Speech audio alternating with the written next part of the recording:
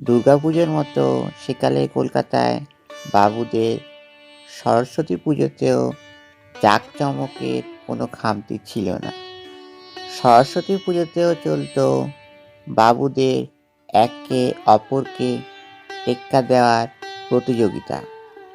পুজোর দিন সন্ধেবেলায় বাবুদের বাড়িতে বসত ধ্রুপদী সঙ্গীতের আসর আর কবিগানের লড়াই। শোনা যায় ব্রাহ্ম ধর্ম গ্রহণ করার আগে দেবেন্দ্রনাথ ঠাকুর এমন জাঁকজমক করে সরস্বতী পুজো করতেন, কলকাতা শহরে গাঁদা ফুল ও সন্দেশের আকাল দেখা দিত। 160 বছর পুরনো এই বাড়ির সরস্বতী পুজোর আরেক চমক ছিল তিলকুটো নামক এক মিষ্টি। সাদা তিল, খোয়া ক্ষীর আর সন্দেশের মিশ্রণে তৈরি হতো এই মিষ্টি। শোনা যায় সাদা তিল নাকি আসতো বাংলাদেশ থেকে। সরস্বতী পুজোর আগের দিন রাত জেগে নানা রঙের কাগজ কেটে সাজানো হতো মণ্ডপ, আর মণ্ডপে জ্বলত হ্যাজাকের আলো। সরস্বতী পুজো উপলক্ষে পাড়ায় পাড়ায় হতো থিয়েটার কিংবা নাটক।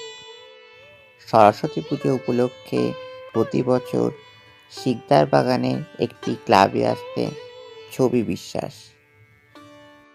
চোর বাগানের রামচাঁদ শীলের পরিবারে ছোটদের মধ্যে হুড়োহুড়ি পড়ে যেত কার খাতা বই থাকবে দেবী সরস্বতীর পায়ের কাছে।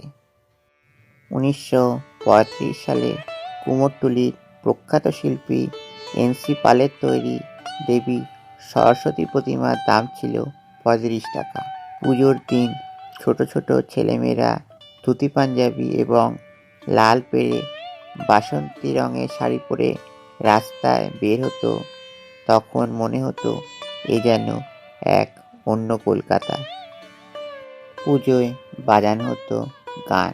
ছোট ছোট ক্লাবগুলিতে বাড়ি থেকে গ্রামোফোন আর রেকর্ড নিয়ে এসে বাজানো হতো সেই গান।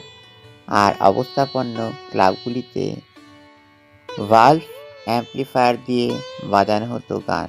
বিসর্জনের দিন কোন ক্লাবের প্রতিমা আগে বিসর্জন হবে সেই নিয়ে মাঝে মাঝেই ক্লাবগুলির মধ্যে ঝামেলা বেঁধে যেত মারামারিও এক পাড়ার সঙ্গে অন্য পাড়ার। সন্ধেবেলা মুটের কাঁধে প্রতিমা নিয়ে বের হতো বিসর্জনের শোভাযাত্রা।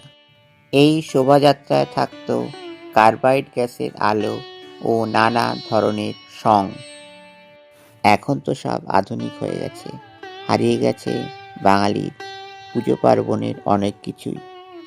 আর সরস্বতী পুজো হয়ে গেছে বাঙালির ভ্যালেন্টাইন্স ডে।